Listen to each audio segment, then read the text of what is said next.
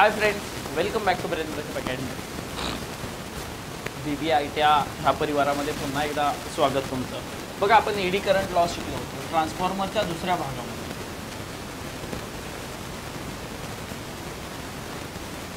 ट्रान्सफॉर्मरच्या दुसऱ्या भागामध्ये काय शिकायचं? आता आपण एडी करंट लॉस शिकलो होतो. एडी करंट लॉस कशाने रिड्यूस करतात? एक तर सिलिकॉनमध्ये स्टील मिसळून, बघा थोडी रिव्हिजन घेतो. सिलिकॉनमध्ये स्टील मिसळून, आणि दुसरी गोष्ट कशाने रिड्यूस करतात रे? दुसऱ्या मेथड जी आहे ते लॅमिनेशन. त्या दोन मेथडने काय करू शकतात? हे रिड्यूस करू शकतात, बरोबर आहे का? Eddy current loss. मग आपल्याला कळालं की कोअर डिझाईनमध्ये ईडी करंट लॉस हा कोअर आहे बघा, ज्याच्यावर वाइंडिंग ठेवलेले असतात.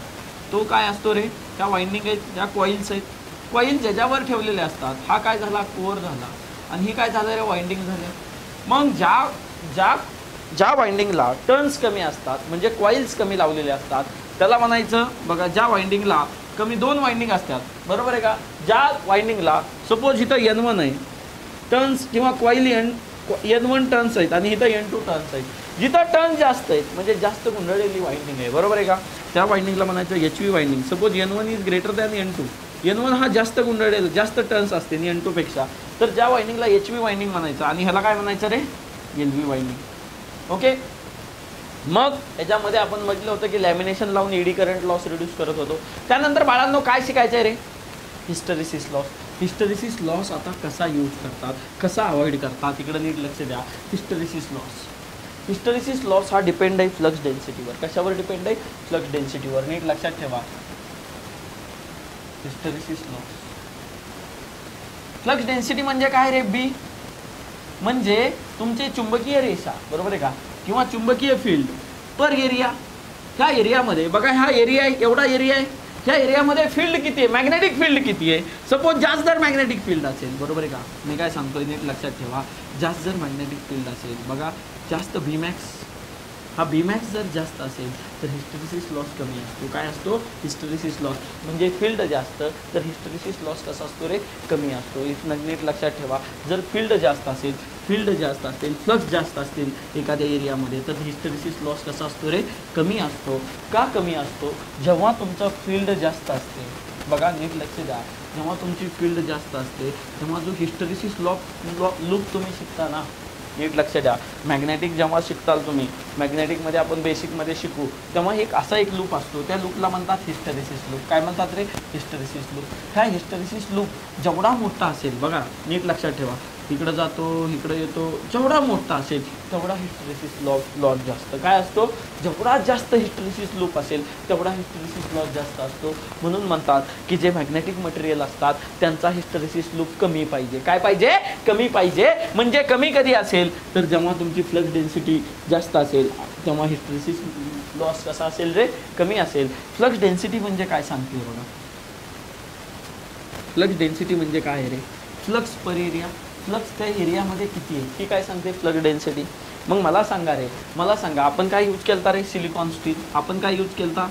Silicon steel. बघा कोअर डिझायनिंग करतोय, त्यामधला हिस्टरेसिस लॉस. सिलिकॉन स्टील त्याची फ्लक्स डेन्सिटी जी असते, लक्षात ठेवा, 1.0 to 1.2 टेस्ला. काय असते? 1.0 to 1.2 टेस्ला. किंवा त्याला अजून एक एकक आहे, वेबर पर मीटर स्क्वेअर.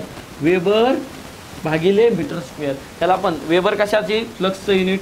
आणि एरियाचं काय रे? मीटर स्क्वेअर, बरोबर का? पाय बाय आहे. ह्याला अजून टेस्ला किंवा ह्याला अजून काय म्हणतात? Weber per metre square. मग ही आता फ्लक्स डेन्सिटी वाढवली की हिस्टरेसिस लॉस कमी होतोय. मग आपण काय करायचं रे? मग काय करायचं? मग जेव्हा मॅग्नेटवर एक प्रोसेस करतात, काय करतात? एक प्रोसेस करतात. ह्या मॅग्नेटिक मटेरियलवर एक प्रोसेस करतात. त्या प्रोसेसचं नाव आहे CRGO. CRGO, cold roll grain orientation. बघा आता ह्याचा फुल फॉर्म काय आहे? Cold rolled grain orientation. ही प्रोसेस करतात. ही प्रोसेस केल्यानंतर काय होतं बघा, ही प्रोसेस काय केल्यानंतर काय असतं इथं लक्ष द्या. बेसिक जो मॅग्नेट असतो, जो खाणीतनं काढलेला असतो, त्याच्यामध्ये असे काही त्याचे पार्टिकल्स असतात, त्याला काय म्हणतात? ग्रेन्स म्हणतात. काय म्हणतात? ग्रेन्स. त्याला आपल्या टेक्निकल भाषेत काय म्हणतात, ग्रेन्स म्हणतात. इकडे लक्ष द्या.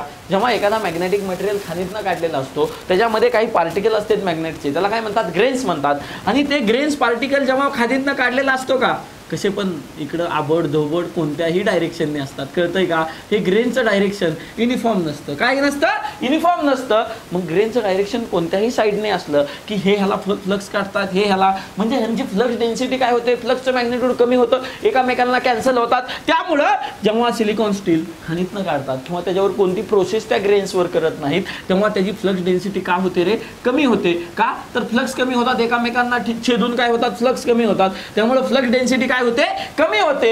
मग ती फ्लक्स डेन्सिटी वाढवण्यासाठी काय केलेलं आहे, CRGO टेक्निक यूज केलेली आहे. CRGO ही एक कोल्ड रोल्ड ग्रेन ओरिएंटेशन, हे ग्रेन ओरिएंटेशन आहेत, ह्यांना एका डायरेक्शननी काय केलंय रे, एका डायरेक्शनने काय केलंय, फ्लो केलेलं आहे. मग हे सगळे हे फ्लो केले की इथल्या फ्लक्स कायचं मॅग्नेट्यूड काय होतं रे, वाढतं. ह्या फ्लक्सचं मॅग्नेट्यूड वाढलं की फ्लक्स वाढल्या बाय एरिया, ह्या एरियातल्या फ्लक्स वाढल्या की फ्लक्स डेन्सिटी काय होते रे, इन्क्रीज होते. काय होते, फ्लक्स डेन्सिटी काय होते, इन्क्रीज होते. बाळांनो इकडं लक्ष ठेवा, इकडं लक्ष द्या. मग असं आपण काय करू रे, असं लिहू की CRGO ही टेक्निक यूज करून जर तुम्ही मॅग्नेटिक मटेरियल वापरला तर तुमची फ्लक्स डेन्सिटी वाढणार आहे आणि हिस्टरेसिस लॉस काय होणार आहे रे, कमी होणार आहे. हिस्टरेसिस लॉस काय होणार आहे, कमी होणार आहे. बाळांनो म्हणजे आपल्याला कळालं की दोन लॉस असतात मॅग्नेटिकमध्ये. एक असतो हिस्टरेसिस. आपण फक्त बघितलं की कोअर डिझायनिंग मध्ये काय काय आपल्याला चेंजेस करायचे, मग तो फ्रिक्वेन्सीला कशा प्रपोर्शनल आहे, कशाला काय प्रपोर्शनल आहे, हे आपण नंतरच्या येणाऱ्या लेक्चर्समध्ये बघणार आहेत. मग मला सांगा रे, आपण एडी करंटसाठी लॅमिनेशन लावले आणि हिस्टरेसिस लॉस कमी करण्यासाठी त्या मॅग्नेटचे जे ग्रेन्स होते त्याला काय म्हणतात, ग्रेन्स. ते पार्टिकल्स असतात त्यांना ग्रेन्स होते. ग्रेन्सवर एक टेक्निक यूज केली, कोणती, CRGO. जर तुम्हाला विचारलं की ट्रान्सफॉर्मरमध्ये कोणता मॅग्नेटिक मटेरियल यूज करतात तर कोणता रे, silicon steel with a CRGO technique. कोणता, CRGO टेक्निक यूज केलेला सिलिकॉन स्टील यूज करतात. का रे, का त्याची फ्लक्स डेन्सिटी काय असते रे बाळांनो, जास्त असते. त्यामुळे हिस्टरेसिस लॉस कसा होतो, कमी होतो. म्हणजे कोअर कसा असायला पाहिजे, त्याचा एडी करंट हे शिकलो आपण. आता वाइंडिंग कडे जाऊ. कोअरचं शिकलो. मग कोअरचे दोन टाईप आहेत. आपल्याला कन्स्ट्रक्शननुसार कोअरचे दोन टाईप आहेत. आपण कन्स्ट्रक्शननुसार घेतलेले आहेत. कोअरचे दोन टाईप आहेत. कोअरचा पहिला जो टाईप आहे तो आहे कोअर टाईप. बरोबर आहे का. कोअरचे दोन टाईप आहेत, कोअर टाईप. आणि दुसरा जो टाईप आहे तो काय आहे, शेल टाईप. कन्स्ट्रक्शननुसार कोअर टाईप कुणाला म्हणतात, ज्याला दोन लिम्स असतात. म्हणजे काय असतात रे, दोन ही लिम्स, ह्याला काय म्हणतात, एक जे हे बनतं, एक जो लिम्स म्हणजे काय रे, एक आपण त्याला काय म्हणतो, आपल्याला लिम्स कशाला म्हणतो मराठीत, त्याला काय म्हणतात, आपला खांबासारखं. बरोबर आहे का, खांबासारखं, स्पेशलिस्ट खांबासारखं. आता ह्यात खांब किती तयार झाले रे, हिथं एक लिम्स आणि हिथं एक लिम्स. शेल टाईपमध्ये लिम किती असतात, 3 लिम असतात. किती असतात, 1 2 3 लिम्स असतात. पण कोअर टाईपमध्ये बघा किती लिम्स असतात, 2. आणि बघा इकडे लक्ष द्या, कोअर टाईपच्या दोन्ही लिमला वाइंडिंग कनेक्ट असते. काय असते, कोअर टाईपच्या दोन्ही लिमला वाइंडिंग कनेक्ट असते. पण शेल टाईपच्या बघा, शेल टाईप सिंगल फेज जर यूज केला तर ह्याच्या मिडल लिमलाच वाइंडिंग असते. कशाला, मिडल लिमलाच काय असते रे, मधल्या जो खांब आहे त्यालाच काय असते रे, वाइंडिंग कनेक्ट असते. काय असते, वाइंडिंग कनेक्ट असते. त्याचं डिटेल्ड आपण कशी वाइंडिंग करायची, काय करायचं हे नीट शिकणार आहे. पण कन्स्ट्रक्शननुसार ट्रान्सफॉर्मरचे कोअरचे दोन टाईप असतात. एक कोअर टाईप म्हणतात ज्याला की 2 लिम असतात, आणि दुसरा आहे शेल टाईप, त्याला की 3 लिम असतात. काय असतात, 3 लिम असतात. ओके, ह्यांचे फीचर्स काय आहेत, ह्यांचा हे दोघांमध्ये फरक काय आहे हे आपण निवांत शिकणार आहे. कळतंय का. आधी तुम्हाला कोअर कसा डिझाईन करायचा, वाइंडिंग कशी डिझाईन करायची हे सगळं कळू द्या. त्यानंतर आपण हे कसं करायचं ते पण, ह्यांच्यातला फरक काय आहे हे पण महत्त्वाचं आहे, तो पण बघा. वाइंडिंग डिझायनिंग आपल्याला काय करायचं आहे रे, वाइंडिंग डिझाईन करायची, वाइंडिंगचं डिझाईन करायचं. बरोबर आहे का. मग तुम्हाला माहिती आहे 2 प्रकारच्या वाइंडिंग आहेत, HV वाइंडिंग आणि एक LV वाइंडिंग, जास्त दाबाची वाइंडिंग. बरोबर आहे का. ह्याला काय म्हणतात, जास्त दाब वाइंडिंग, जास्त दाबाची वाइंडिंग. आणि ह्याला काय म्हणतात, कमी दाबाची वाइंडिंग. बरोबर आहे का. जास्त दाबाची वाइंडिंग आणि कमी दाबाची वाइंडिंग ही कशावर आहे रे, हे कशावर डिपेंड आहे? टर्न्सवर. ज्याच्या टर्न्स बरोबर आहे का, ज्याच्या कॉईल ज्याच्या टर्न्स बरोबर आहे का, ज्याच्या कॉईल जास्त ती वाइंडिंग जास्त दाब निर्माण करणार, ती वाइंडिंग जास्त काय करणार रे? दाब निर्माण करणार. म्हणजे कशावरनं रे? कशावरनं? नीट लक्ष द्या. आपण काय लिहितो रे? E = -n d∅/dt. म्हणजे n म्हणजे काय? टर्न्स. ज्याच्या टर्न्स जास्त त्याचे काय रे? व्होल्टेज जास्त. म्हणजे ज्याच्या HV वाइंडिंग कोणाला म्हणणार आहे? ज्याच्या टर्न्स जास्त, ज्याच्या किंवा कॉईल जास्त, त्या वाउंड झालेल्या कॉईल जास्त, त्याला काय म्हणणार आहेत रे? त्या वाइंडिंगला म्हणणार आहेत HV वाइंडिंग. आणि ज्याच्या कमी त्याला काय म्हणणार आहेत? LV winding. मग LV आणि HV बरोबर आहे का? LV आणि HV वाइंडिंग व्होल्टेज डिझाईन करताना कशावरनं करतात? बघा, व्होल्टेज जेव्हा आपण डिझाईन करतो, दोन वाइंडिंग डिझाईन करतो, ते कशावर डिझाईन करतो? LV आणि HV वाइंडिंग बरोबर आहे का? बघा, जास्त दाब वाइंडिंग. बघा ह्याचे काय प्रॉपर्टी काय असतात किंवा ह्याच्या गुणधर्म काय असतात? जास्त दाब वाइंडिंग. जास्त दाब वाइंडिंग तुम्हाला कधी कधी गुणधर्म विचारतात. जास्त दाब वाइंडिंग काय असतं? व्होल्टेज जास्त असतं. जास्त दाब म्हणजे काय रे? व्होल्टेज जास्त. आणि मला सांगा रे, आपला ट्रान्सफॉर्मर कसा आहे? ट्रान्सफॉर्मरचं एक मी पहिल्यांदा फीचर सांगितलं होतं. ट्रान्सफॉर्मर काय आहे रे? पॉवर ट्रान्सफर डिव्हाइस आहे. काय आहे? पॉवर ट्रान्सफर डिव्हाइस आहे. इथं जर पॉवर P सपोज 10 वॅट असेल तर इकडं पण किती ट्रान्सफर करतोय? 10च वॅट. पण ह्याच्यामध्ये काय बदल करतोय रे? इथं जर व्होल्टेज, पॉवर म्हणजे काय? व्होल्टेज गुणुले करंट. इथं जर 5 व्होल्टेज असलं, करंट 2 असला, तर इकडं तो काय करू शकतो? इकडं तो करू शकतो की 2 करंट बरोबर आहे का? आणि व्होल्टेज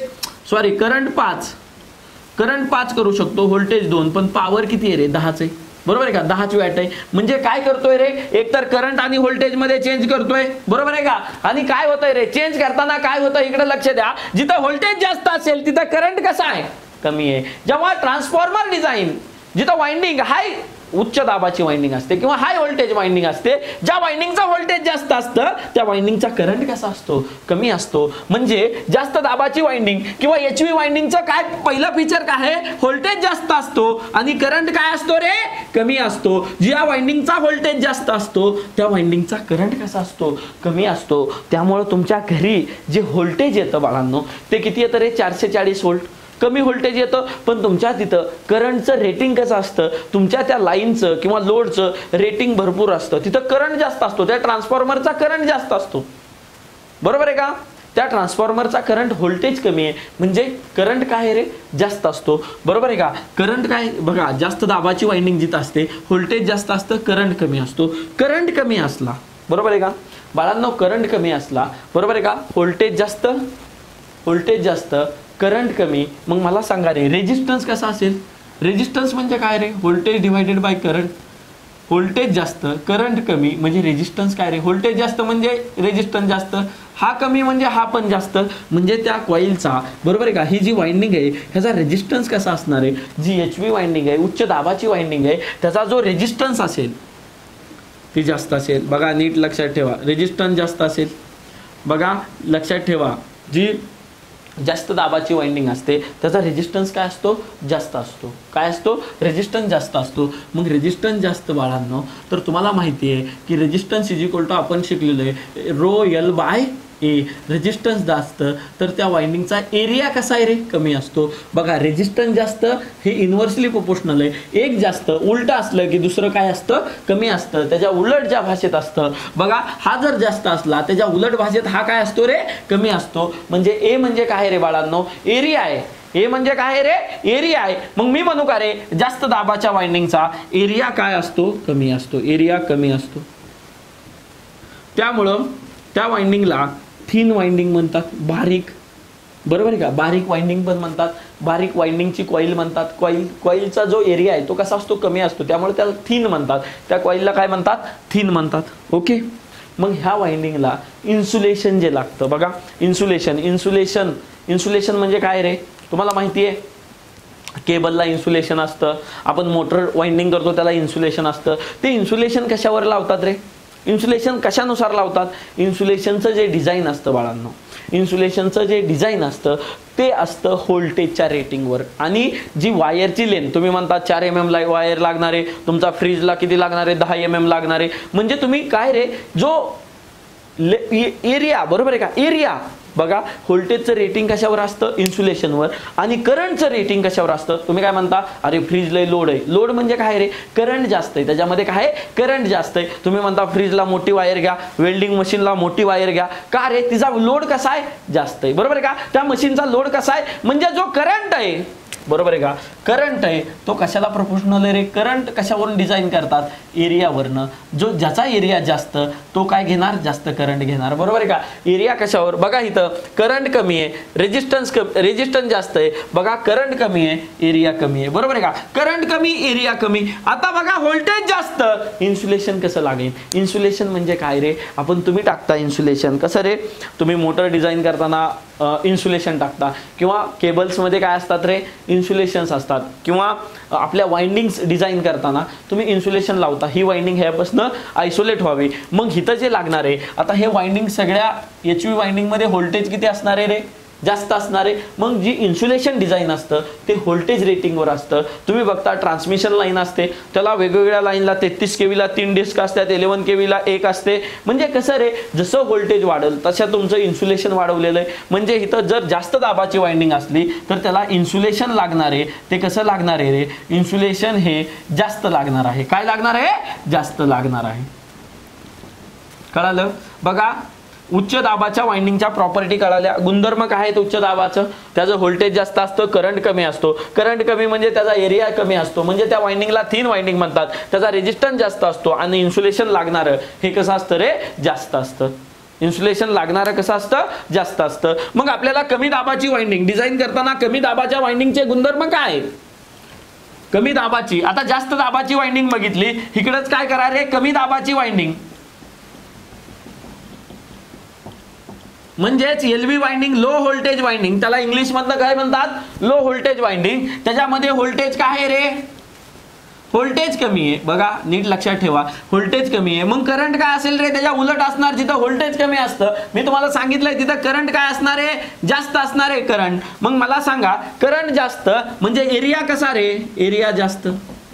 मग एरिया बाळांनो तुम्हाला माहिती आहे L/A, एरिया जास्त म्हणजे रेजिस्टन्स कसा, कमी, बरोबर आहे का. एरिया जास्त, रेजिस्टन्स कसा रे, कमी, म्हणजे त्या वाइंडिंगचा रेजिस्टन्स कसा असणार आहे, रेजिस्टन्स कमी. बघा नीट लक्षात ठेवा, रेजिस्टन्स कमी. बघा व्होल्टेज कमी म्हणजे त्याला लागणारं insulation required for the low voltage winding. Insulation कसं लागणार आहे, इन्सुलेशन कमी लागणार आहे. कळतंय का. आता ह्या वाइंडिंग अशा केल्यात, बरोबर आहे का. ह्या 2 वाइंडिंग कळाल्या. आता त्या एकामेकावर कशा ठेवायच्या, बरोबर आहे का. एकामेकावर कशा ठेवायच्या हे आपल्याला बघायचंय. कोअरवर त्या कशा प्लेस करायच्या, म्हणजे वाइंडिंगची मांडणी, बरोबर आहे का. वाइंडिंगची ह्या 2 वाइंडिंग बघितल्या, तुम्हाला काय अडचण आहे का रे बाळांनो, एकाच्या उलट दुसरी वाइंडिंग आहे. पण ह्या वाइंडिंगची मांडणी कशी करायची, तुमच्या कोअरवर मांडणी कशी करतात, बरोबर आहे का. ह्यांची मांडणी कशी करतात तुम्हाला तर डायग्राम मध्ये असं पुस्तकात दाखवतात, बरोबर आहे का रे.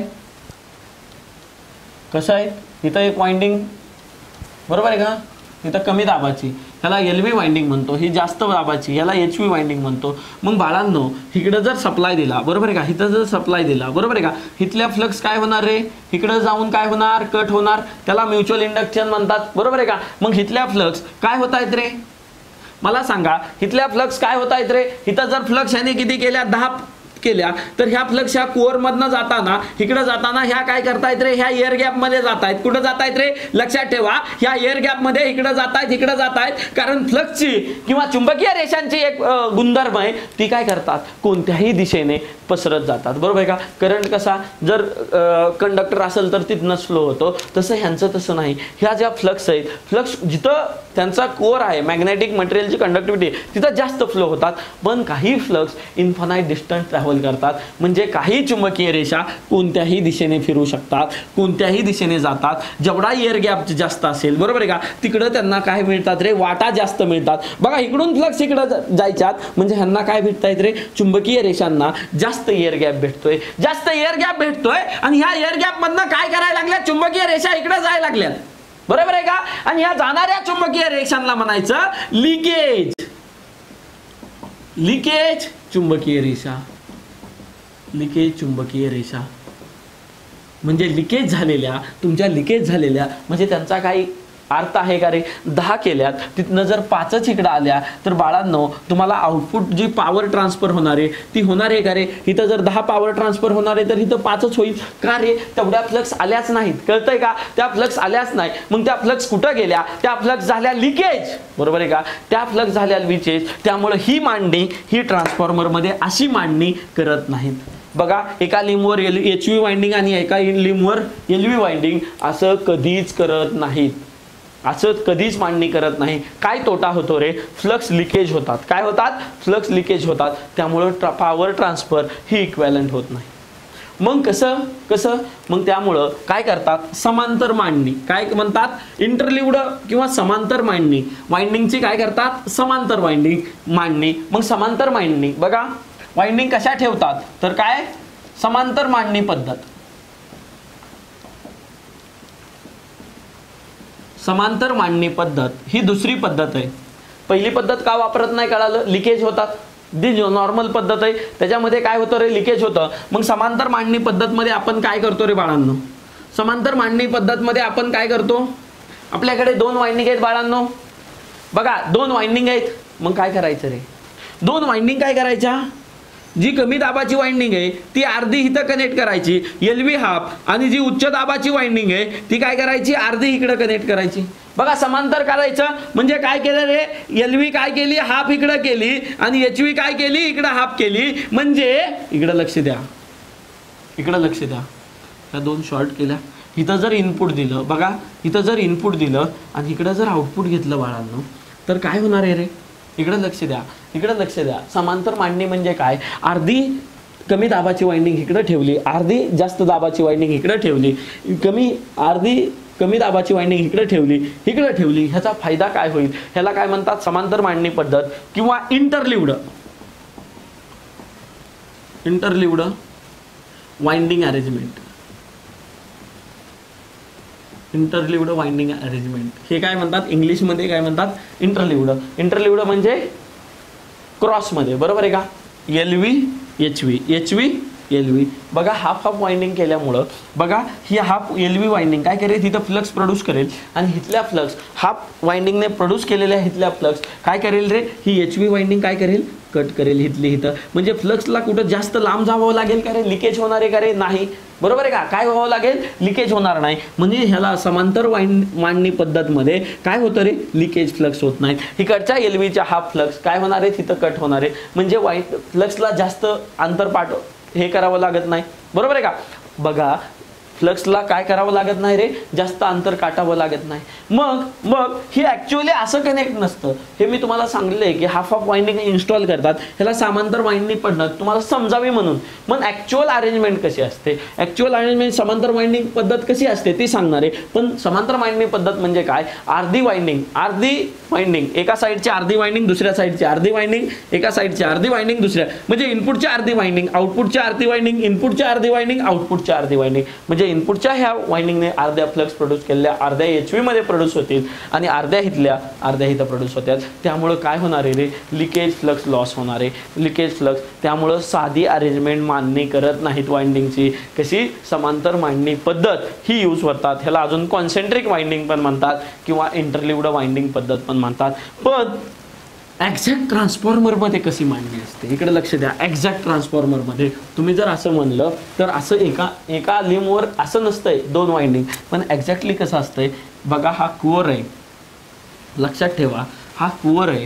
ह्या कोअरला कसं असतं बघा, लक्षात ठेवा. ह्या कोअर आहे, कोअरला बघा इथं काय केलेलं असतं? इन्सुलेशन लावलंय. हे काय केलंय? कोअरला वाइंडिंग एकामेकापासनं, आणि परत इथं काय लावली रे? एक वाइंडिंग लावली. इथं ही वाइंडिंग आहे, ही जी रेषा काढतोय ती वाइंडिंग आहे. परत ह्या दोघांना आयसोलेट करण्यासाठी, ह्या 2 वाइंडिंगला आयसोलेट करण्यासाठी इन्सुलेशन लावलंय. ही जे काळ्या पेनने मी गिरवतोय ते इन्सुलेशन आहे. परत ह्याच्यापाशी काय लावली रे? दुसरी वाइंडिंग लावली आहे, बरोबर आहे का? मग ही दुसरी वाइंडिंग लावलेली आहे. म्हणजे ही काय आहे रे? हे एक हाफ वाइंडिंग आहे, ही एक हाफ वाइंडिंग आहे. आपण कशी कनेक्ट करत होतो रे? इकडे लक्ष द्या. आपण कशी कनेक्ट करत होतो? इथं हाफ आणि इथं हाफ. तर ती तशी नसून, ही अशी नसून मांडणी, ही कशी रे मांडणी अशी असते. कसं असतं, कोअरपासनं काय केलेलं असतं रे, हे इन्सुलेशन आहे. काय हे इन्सुलेशन आहे. आणि इन्सुलेशन किंवा जे इन्सुलेशन असतं ते कशावर डिपेंड असतं, तुमचं व्होल्टेज किती आहे. किती आहे ह्या वाइंडिंगचं व्होल्टेज किती आहे त्यानुसार इथलं इन्सुलेशन लावावं लागणार आहे. नाहीतर इन्सुलेशन ब्रेक होऊन काय होणार रे, लिकेज होणार. बरोबर आहे का, बरोबर आहे का, आणि फॉल्ट होणार. बरोबर आहे का रे. मग एक हाफ वाइंडिंग इथं केलेली आहे, हाफ वाइंडिंग इथं केलेली आहे. मग बाळांनो इकडच्या साईडला पण तसंच करतात. काय करतात रे, इथं इन्सुलेशन लावलं, काय लावलं, इथं इन्सुलेशन लावलं, इथं एक वाइंडिंग कनेक्ट केली. काय केली, इथं एक वाइंडिंग कनेक्ट केली. परत ह्या दोन वाइंडिंगला सेपरेट करण्यासाठी इन्सुलेशन लावलं आणि परत काय केलं रे, एक वाइंडिंग कनेक्ट केली. मग बाळांनो कोअरच्या शेजारी कोणती वाइंडिंग हाफ कनेक्ट करायची ते आपल्याला माहित पाहिजे. बघा तुम्हाला वाइंडिंग डिझाईन करतायत, तुम्ही एखादा ट्रान्सफॉर्मर डिझाईन करतायत. बरोबर आहे का रे, समांतर पद्धत वापरताय, समांतर पद्धत. मग बाळांनो इथली सर ह्या कोअरची, ही कोअर आहे बाळांनो, इकडे लक्ष दे रे, ही कोअर आहे. कोअरच्या जवळ एक वाइंडिंग आहे. बरोबर आहे का, वाइंडिंग आहे. मग ती कोणती असू शकते, एक कमी दाबाची वाइंडिंग असू शकते किंवा उच्च दाबाची वाइंडिंग असू दे, किंवा बरोबर आहे का, ही वाइंडिंग ह्याच्या जवळ कोणती कनेक्ट करायची हे आपल्याला काढायचे. ह्याच्याजवळ एक केली की दुसरी ऑटोमॅटिक ही दुसरी असणार आहे उरलेली. इथं मग कोअरच्या जवळ कोणती वाइंडिंग करायची ती कशाहून काढतात रे, त्याची इन्सुलेशन किती लागणार आहे. मग मला सांगा रे बाळांनो, मला सांगा, लक्ष द्या, मला सांगा. बघा सपोज मी काय करतो, केस 1 पहिल्या आपण एक केस स्टडी घेणार आहे, पहिला अध्याय घेणार आहे. जेव्हा मी काय करतो रे, पहिल्या केसमध्ये आपण दोन्ही पण काय फरक आहे दोघांमध्ये, मी पहिल्यांदा कोअरपाशी HV वाइंडिंग ठेवतो. काय ठेवतो, HV वाइंडिंग. आणि मी म्हणतो की आपली जी HV वाइंडिंग आहे तिचं व्होल्टेज 6.6 kV आहे आणि LV वाइंडिंग आहे लो व्होल्टेजची, त्याचं 3.3 kV आहे. बरोबर आहे का, एवढ्या व्होल्टेजच्या सपोज एक्झाम्पल म्हणून दिलं. बरोबर आहे का, म्हणजे ह्याला इन्सुलेशन कसं लागणार आहे, जास्त व्होल्टेज आहे त्यामुळे इन्सुलेशन जास्त लागणार आहे. बरोबर आहे का, तुम्हाला जो इन्सुलेशन लागणार आहे, इन्सुलेशन पेपर दोघांमध्ये लागणार आहे, तो HV वाइंडिंगला सेपरेट करण्यासाठी जास्त लागणार आहे. का, त्याचं व्होल्टेज जास्त आहे. आणि LV ला कमी लागणार आहे. का, त्याचं व्होल्टेज कमी आहे. बरोबर आहे का. सपोज कोअरपाशी HV वाइंडिंग जास्त दाबाची ठेवली तर इथं इन्सुलेशन किती लागणार आहे रे, 6.6. कुठं, हे बघा, हे कोअरपासलं इन्सुलेशन किती लागणार आहे, 6.6. ही वाइंडिंग कितीची आहे, 6.6 ची. ही किती आहे, 3.3 ची. दोघांच्या मध्ये फरक कितला आहे, हे फरकाचं जे इन्सुलेशन आहे ते इथं लागणार. बघा नीट लक्षात ठेवा. बघा इथं जर मी म्हटलं इथं 10 व्होल्ट आहे, इथं 5 व्होल्ट आहे, म्हणजे ह्याच्यात फरक किती रे आला, 5 व्होल्टचा फरक आला. किती आला, 5 व्होल्टचा फरक आला. तसंच इथं 6.6, इथं 3.3 आहे, म्हणजे इथं ह्या फरकामध्ये व्होल्टेज किती मध्ये आलं, मध्ये किती व्होल्टेज होतं तर 3.3. किती होतं, 3.3. म्हणजे HV जर कोअरपाशी ठेवली तर इथं 6.6 लागतंय आणि इथं किती लागतंय रे इन्सुलेशन, 3.3. आणि टोटल किती लागतंय, 9.9 kVचं इन्सुलेशन लागतंय. कधी, कोअर जर HV पाशी ठेवला. बरोबर आहे का.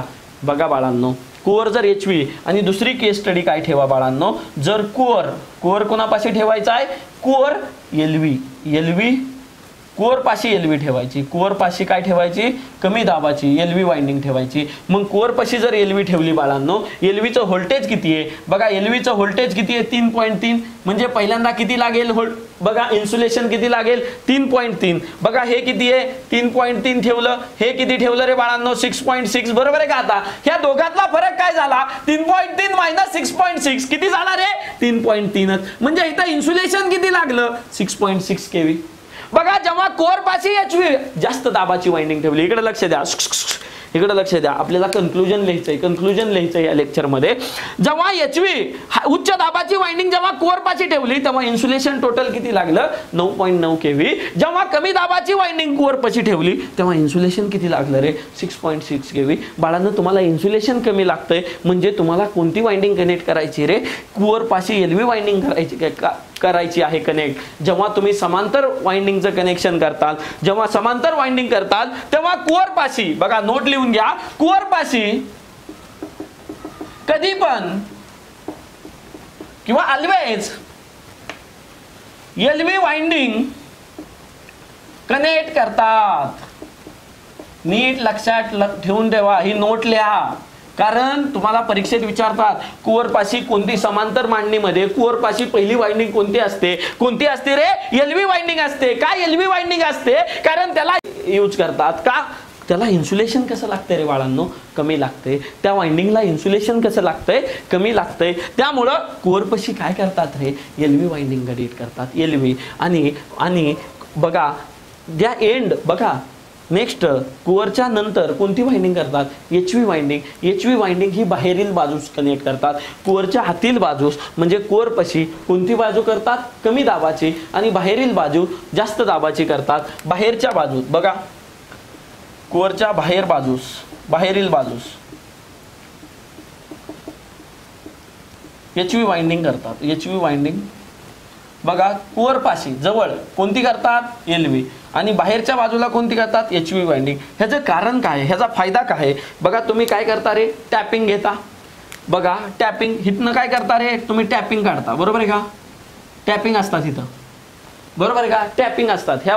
बरोबर आहे का? तुम्हाला 220 व्होल्ट घ्यायचंय, 440 घ्यायचंय, 660 घ्यायचंय किंवा कोणकोणत्या ट्रान्सफॉर्मरला काय असतात? टॅपिंग असतात. हिथनं घ्या, हिथनं घ्या, हिथनं घ्या. बरोबर आहे का? त्यानुसार ट्रान्सफॉर्मर तुमचा आउटपुट 440 घ्यायचं असलं तर हिथं टॅपिंग लावायची, 220 घ्यायचं असलं तर हिथं टॅपिंग लावायची, 660 घ्यायचं असलं तर हिथं टॅपिंग लावायची. म्हणजे टॅपिंग लावल्यामुळं काय होतं रे? तुम्हाला तुमचं जसं पाहिजे तसं व्होल्टेज लावता येतं. आणि ऑलवेज टॅपिंग बघा कोणत्याही ट्रान्सफॉर्मरला ऑलवेज टॅपिंग ह्या उच्च दाबाच्या वाइंडिंगवर प्रोव्हाइड करतात. नोट लिहून घ्या. बघा कुअरच्या बाहेर वाइंडिंग कोणती असती? HV winding. आणि त्याचा फायदा काय होतो आपल्याला? कारण जी टॅपिंग असतात त्या आतल्या वाइंडिंग असती तर लावता आल्या असत्या का रे ह्याला? टॅपिंग नसत्या. आता ही उच्च दाबाची वाइंडिंग आहे. ही कोणती वाइंडिंग बसवली? मग ही एलव्ही वाइंडिंग हाफ बसवली, ही एचव्ही वाइंडिंग हाफ बसवली. एचव्ही वाइंडिंग बाहेर बसवली. ह्याचा फायदा काय झाला? तर पहिला फायदा हा झाला की इन्सुलेशन आपलं कमी झालं. आणि दुसरा फायदा हा झाला की काय करू शकतो? एचव्ही वाइंडिंगच्या बाहेरनं आपण टॅपिंग घेऊ शकतो. काय करू शकतो रे बाळांनो? टॅपिंग घेऊ शकतो. कळतंय का? म्हणजे समांतर मांडणी करायची. मग त्यामध्ये वाइंडिंग कशा ठेवायच्या? एलव्ही आधी, एचव्ही आधी. एलव्ही का ठेवायची आधी? इन्सुलेशन कमी लागतंय. आणि कोअर टाईप मध्ये वाइंडिंग कशा ठेवता येत रे? हॉरिझॉन्टल मध्ये एका रेषेत. बरोबर आहे का? एका समांतर रेषेत. उभ्या रेषेत नाही ठेवत, आडव्या रेषेत वाइंडिंग. कोअर टाईप ट्रान्सफॉर्मर मध्ये कशा ठेवतात वाइंडिंग? कशा ठेवतात? आडव्या रेषेत. उभ्या रेषेत ठेवत नाहीत. ही कसला? Core type. आपण शेल टाईप उद्या शिकू बाळांनो. आज होप सो तुम्हाला हे सगळं समजलं असेल. तुम्ही सगळ्यांना शेअर करा. जेवढे कॉलेजचे तुमचे ग्रुप आहेत, मला तुमचा इंटरेस्ट जर असेल तरच मी शिकवणार आहे. मी एवढं जीव तोडून शिकवतोय, एवढं ओरडून शिकवतोय, हे तुमच्यासाठी चाललंय रे. सगळ्यांना शेअर करा. सगळ्यांना फायदा व्हायला पाहिजे. तुमचा प्रत्येकाचा माझ्याकडे नंबर सेव स्टेटस दिसायला पाहिजे मला. का? तर पुढचं लेक्चर मला व्ह्यूज जर आले तर मी अजून इंटरेस्टने अजून सगळा सिलेबस करण्याचा प्रयत्न करेल. मी स्वतः जॉब होल्डर आहे, गव्हर्नमेंटमध्ये जॉब होल्डर आहे. त्यामुळे मी इथं नसतो. मी समुद्रात 15 दिवस असतो. राहिलेल्या वेळात मी तुम्हाला जेवढं काही पॉसिबल आहे बाळांनो तेवढं शिकवण्याचा प्रयत्न करतोय. आणि नेक्स्ट मंथमध्ये तर मला पूर्ण सुट्टी आहे. ऑफलाईन काहीच क्लास नाही. फक्त मला ऑनलाईनच घ्यायचं आहे. त्यामुळे तुमचा सिलेबस भरपूर जास्त फास्ट स्पीडने तुम्ही पण शेअर करा. सगळ्यांना सांगा. आणि खाली टेलिग्रामची लिंक आहे, तिथं जॉईन व्हा. तुम्हाला अपडेट्स मिळतील. ओके, आज इथंच थांबू. Thank you so much.